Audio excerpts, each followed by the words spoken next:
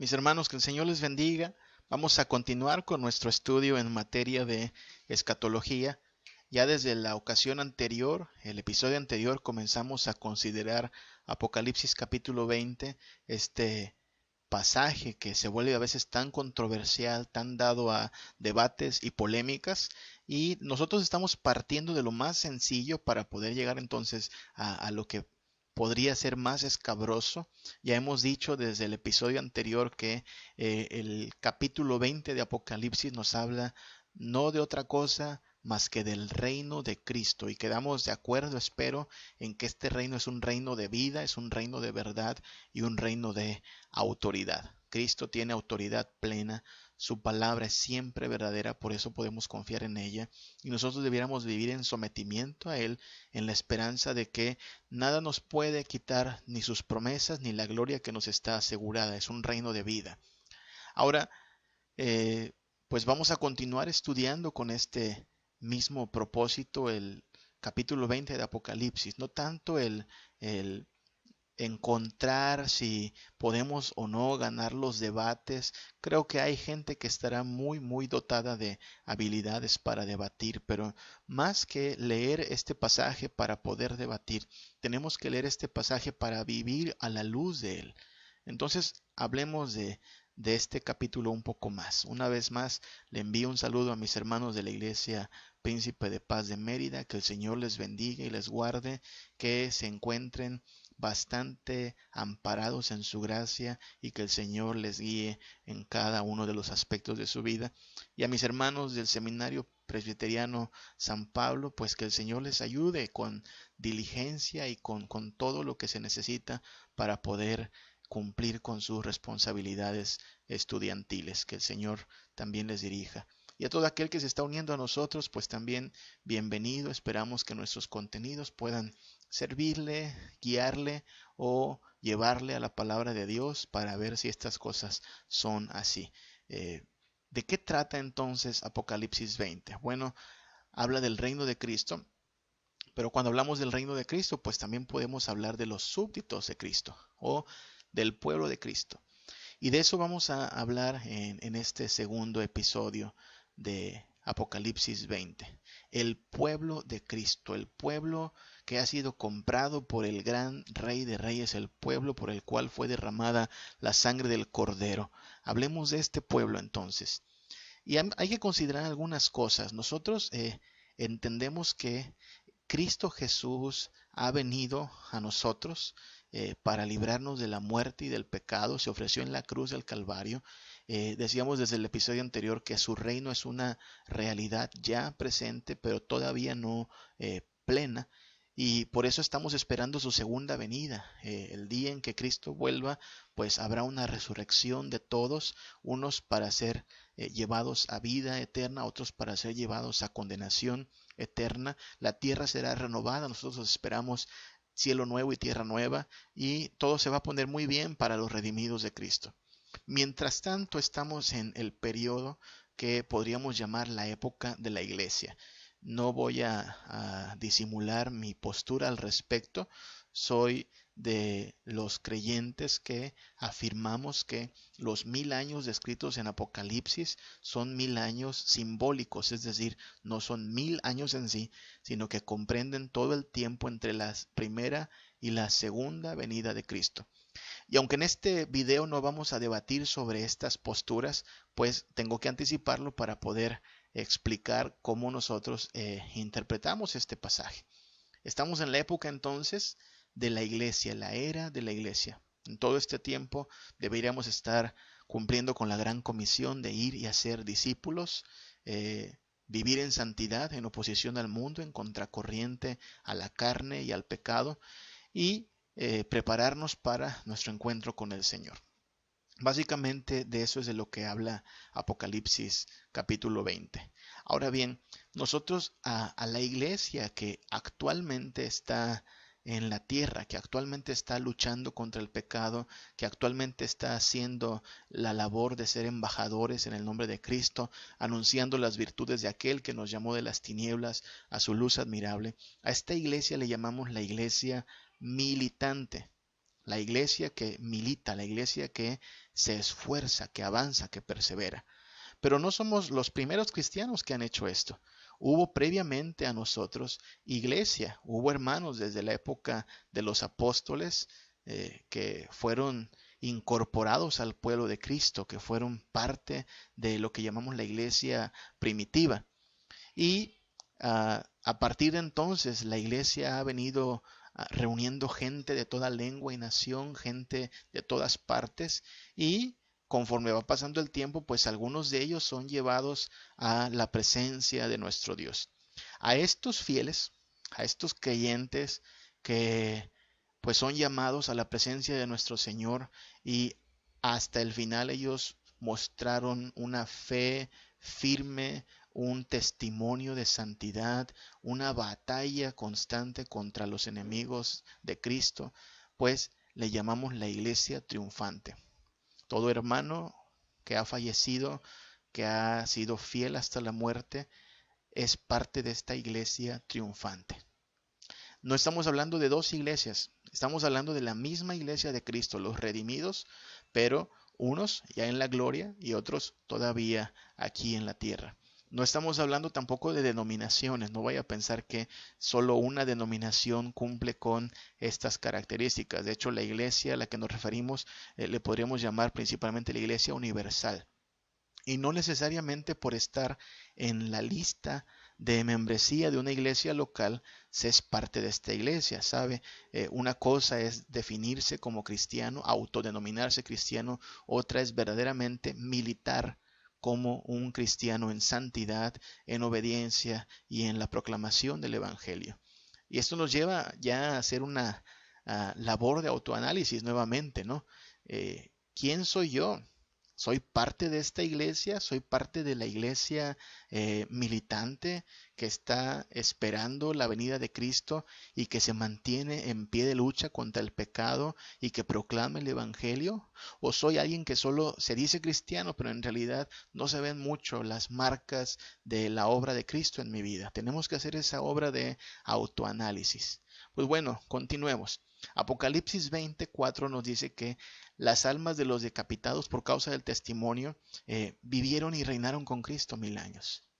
Nosotros creemos que este pasaje, este versículo, hace referencia a los creyentes que han fallecido en Cristo, que están siendo incorporados a la iglesia triunfante. Y todos los que de ahí en adelante han sido también llevados a la presencia de Dios, se unen a este cuerpo o a este grupo de personas que están ante la presencia de Dios, que viven y gobiernan con Cristo, o reinan con Cristo en gloria. Mientras nosotros esperamos acá en la tierra, ya sea el que Cristo vuelva o el que también seamos llamados a su presencia. Luego el versículo 5 dice, pero los otros muertos no volvieron a vivir hasta que se cumplieron 1000 años. Esa frase otros muertos creemos que se refiere a todos los creyentes que están siendo incorporados a estas almas de los decapitados, a estos primeros cristianos que fueron martirizados por causa del Evangelio, y los otros muertos, los que poco a poco van siendo incorporados a ese grupo de hermanos, puesto que no ha regresado Cristo Jesús, no vuelven a vivir, no resucitan hasta que se cumplan los 1000 años. Luego entonces, lo que están esperando tanto ellos como nosotros es la venida de Cristo. Ellos para resucitar, lo que podríamos llamar una segunda resurrección, porque a esta primera resurrección o a esta incorporación al grupo de creyentes que está en gloria le podríamos llamar la primera resurrección, porque de hecho Apocalipsis 25 dice, esta es la primera resurrección. Estamos tomando un punto de vista muy particular aquí, porque le llamaríamos primera resurrección al partir con Cristo. De este lado podríamos decir que nuestros verdugos dirán, los hemos matado, como aquellos primeros cristianos fueron llevados al martirio, fueron llevados a la muerte y sus captores se habrán gozado. Pero en realidad ellos han participado de una vida, han participado de la promesa del Señor de que nada les puede arrebatar su promesa y su riqueza en Cristo. Así es que la primera resurrección la ubicaríamos como esta incorporación de los creyentes a la gloria de Cristo, en espera de la resurrección. Una segunda resurrección, por ponerle un nombre. Y por eso la promesa del versículo 6 tendría sentido cuando dice, bienaventurado y santo el que tiene parte en la primera resurrección. El que es parte de esa iglesia incorporada a los cristianos que ya están triunfando en gloria, son bienaventurados. La segunda muerte no tiene potestad sobre ellos. El infierno, esa es la segunda muerte. No hay más infierno que temer porque en realidad ellos ya han sido librados de todo temor y de toda condenación. Aquí entonces lo que encontramos es implicaciones bastante sencillas. Ya en Apocalipsis capítulo 2 a una iglesia se le dice, sé fiel hasta la muerte y yo te daré la corona de la vida. Nota el contraste otra vez. Muertos según los términos de esta tierra, pero en realidad vivos para con el Señor. ¿Sí? De ahí que por eso establecemos la relación entre la muerte de los cristianos y su primera resurrección. De manera que la segunda muerte no tenga potestad sobre ellos. El mismo Apocalipsis dice en el capítulo 2, versículo 11, que los creyentes, los fieles en Cristo, menospreciaron sus vidas hasta la muerte. ¿Sí? No se aferraron a sus vidas, sino que estuvieron dispuestos a sufrir por Cristo. Por lo tanto, han vencido por medio de la sangre del Cordero. Fueron derrotados a lo mejor en términos humanos, pero ellos se encuentran victoriosos en Cristo. Así es que podríamos subrayar a partir de aquí dos importantísimas verdades. Muy importantes. Número uno, solo para los que son fieles hasta la muerte hay victoria.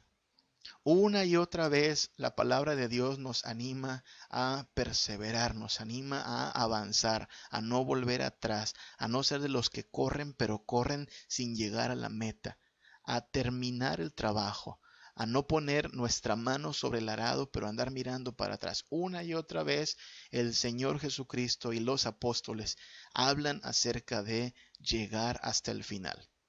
Y esto está presente también aquí en Apocalipsis 20. Solo aquellos que son fieles hasta la muerte podrán alcanzar victoria.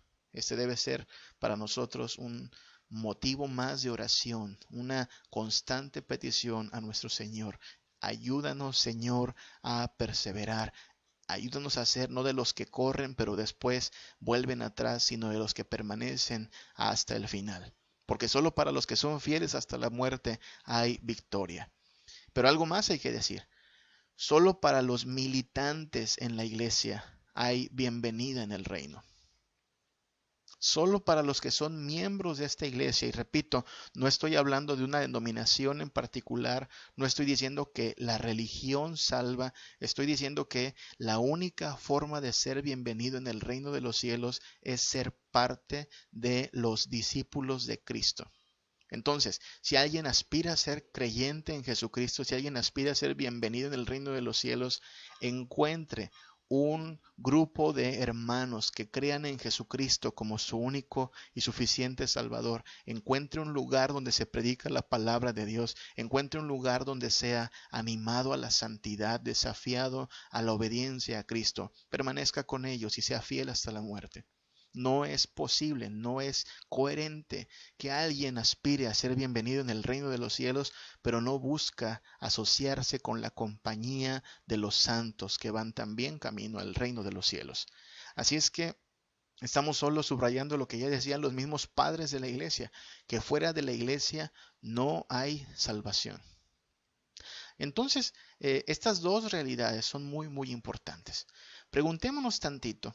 Esta iglesia de Cristo, esta iglesia que milita entre tanto que Cristo vuelve, ¿cuáles son las marcas de su fidelidad? ¿Cuáles son las señales que nos dicen que no están corriendo a medias, que están siendo fieles y que podemos esperar que el Señor les ayude hasta el final en fidelidad? Bueno, hablemos un poquito de esas evidencias de la fidelidad de la iglesia. Dice Apocalipsis 24, vi tronos y se sentaron sobre ellos los que recibieron facultad de juzgar, y vi las almas de los decapitados por causa del testimonio de Jesús y la palabra. Ahí tenemos personas que estuvieron dispuestas a morir por Cristo. Personas que no se intimidaron ante un gobierno opresor, ante un tirano que les reclamó por creer en el único Dios verdadero. Personas que cuando tuvieron que escoger entre vivir pero rechazar a Jesús o morir afirmando su fe, no dudaron en decir, pues vamos a morir y moriremos con Cristo. Estas personas no estimaron su vida como algo que valiera tanto a la luz de la eternidad. En el episodio pasado te hablé de esta escena de cristianos muertos en Siria en el año 2015. Hablamos de personas en nuestro propio siglo. Apenas hace 5 años esto estaba pasando. Y no creas que es algo esporádico, ¿sabes? Esto es de lo que tenemos evidencia, de las pocas veces que hay evidencia para poder mostrar al mundo, pero hay detrás de lo que no se cuenta muchas historias de hermanos que son muertos, masacrados, violados, torturados por causa del Evangelio. De hecho, en esta época en que estamos recluidos en nuestras casas, esta época de confinamiento y aislamiento, la persecución no ha terminado. Las noticias que tenemos del mundo son que la iglesia está siendo más perseguida que nunca. Y quizá como el mundo está más preocupado por el coronavirus, los enemigos de la iglesia están haciendo de las suyas a sus anchas. La iglesia sigue siendo perseguida. Y cristianos, hermanos nuestros, este mismo día están siendo llevados a muerte y están menospreciando sus vidas siendo fieles hasta el final. ¿Cuál es la evidencia entonces de esta iglesia fiel a Cristo? Bueno, ellos no son cobardes. Ellos no son cobardes. Y si tú y yo esperamos ser parte de esta comunidad de fieles creyentes, también necesitamos distinguirnos porque no somos cobardes.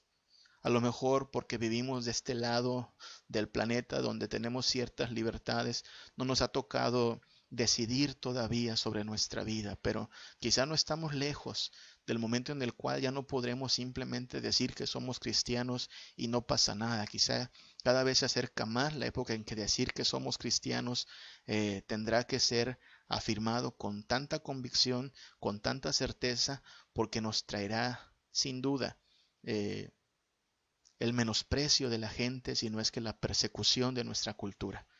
No hay lugar para cobardes en el reino de Dios. Debo recordarte que Apocalipsis 21:8, al hacer una lista de las personas que no van a entrar en el reino de los cielos, pone encabezando esta lista a los cobardes. No entran, los cobardes no entran al lago de fuego.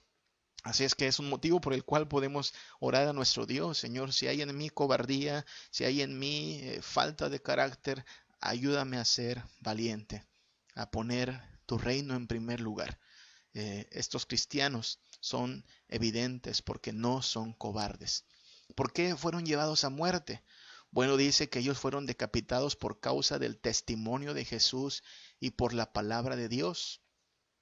Ellos fueron llevados a muerte por querer dar testimonio de Jesucristo, por querer proclamar la palabra de Dios. En otras palabras, ellos no son mudos. La iglesia de Cristo no debiera ser una iglesia enmudecida. La iglesia de Cristo debiera ser una iglesia que testifica al mundo del reino de los cielos, de la salvación en Cristo, del castigo venidero y de la única esperanza que tenemos de salir librados en arrepentimiento y fe, viniendo a Jesucristo. Tristemente, la verdad es que la iglesia ha permanecido muda gran parte de los últimos tiempos, adaptándose a veces al mundo, emulando la distracción, los afanes, el entretenimiento y cuanta cosa ha podido de la cultura que le rodea, y ha enmudecido el mensaje de salvación. De hecho, si algo es real en nuestra nación, en México, es que la iglesia no se ha dedicado principalmente a ser discípulos. Se ha dedicado a hacer muchas cosas, a trabajar mucho, a construir mucho, pero no a ser discípulos. Y eso nos deja en una posición muy peligrosa. Porque la iglesia que Cristo viene a redimir es una iglesia que permanece en obediencia a la gran comisión. Hoy más que nunca estamos en el deber de hacer discípulos. Ya no podemos seguir haciendo lo mismo que hacíamos, ya no podemos seguir solo montando activismo y tratando de caerle bien al mundo. El mundo nos va a aborrecer por el mensaje de la verdad. Pero este mensaje es el único que puede salvar a las personas. La palabra de Dios es la que va a traer convicción de pecado y un llamado al arrepentimiento a las personas. Si eres un cristiano que se ha mantenido mudo, tienes de qué arrepentirte. Si eres parte de una iglesia que no se dedica a hacer discípulos o que no hace énfasis en la gran comisión, debes orar por tu iglesia. No estamos en tiempos de permanecer mudos. De hecho, nunca debimos permanecer mudos. Tenemos que proclamar el nombre de nuestro Señor Jesucristo. No acobardarnos, no acallarnos y ser fieles.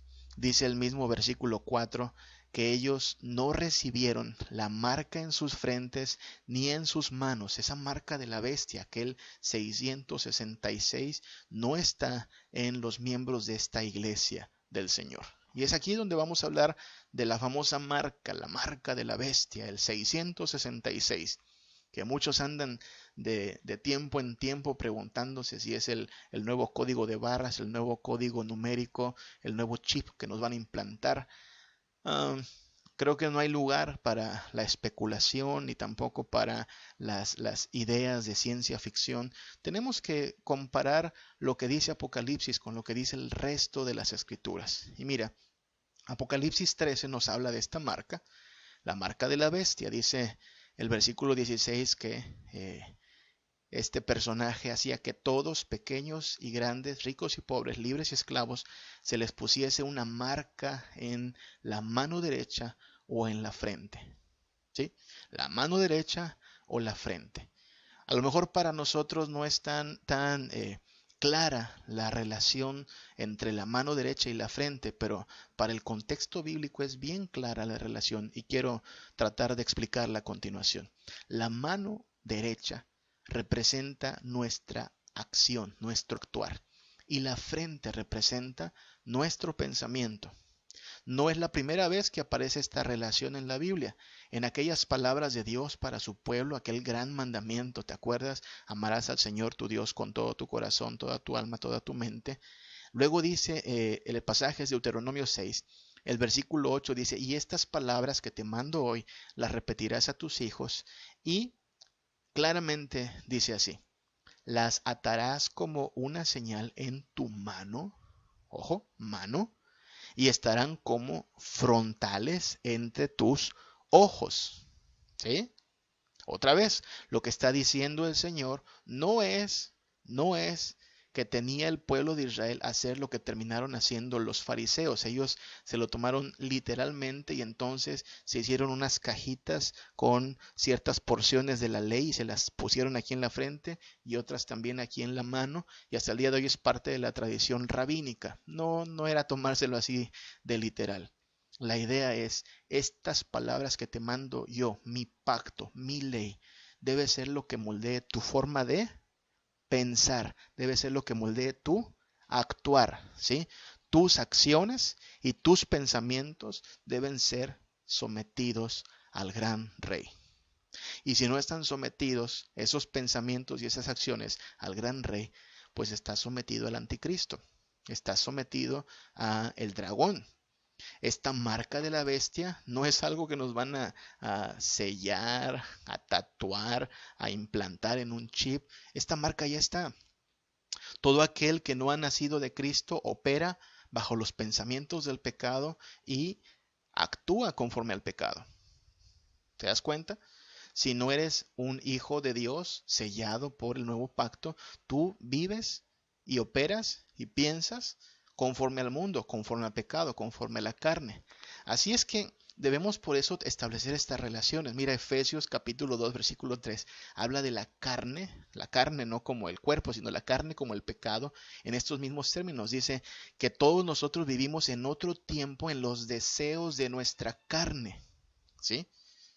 Haciendo la voluntad de la carne y de los pensamientos. Nota, la carne en términos de lo que hacemos y de lo que pensamos. Otra vez la idea de tus pensamientos, tus acciones, la carne. Ahí mismo en la palabra de Dios y por la autoría de Pablo, pero ahora en Romanos, en capítulo 8, nos dice que los que son de la carne piensan en las cosas de la carne y se ocupan de la carne, aunque el ocuparse de la carne es muerte. Nuevamente está hablando en términos de lo que pensamos y aquello en lo que nos ocupamos. ¿Qué es la marca de la bestia entonces? La marca de la bestia es la forma en que opera y piensa aquel que no ha sido renacido en Cristo. No es un número que te van a tatuar tal cual en tu frente y en tu mano, no es una marca literalmente, sino que es la forma en que se evidencia que no eres de Dios. Piensas conforme al mundo, piensas conforme a la carne, piensas conforme al pecado. Te ocupas en lo mundano, en lo carnal, en lo pecaminoso. Cristo es quien nos libra de esa esclavitud y de ese engaño.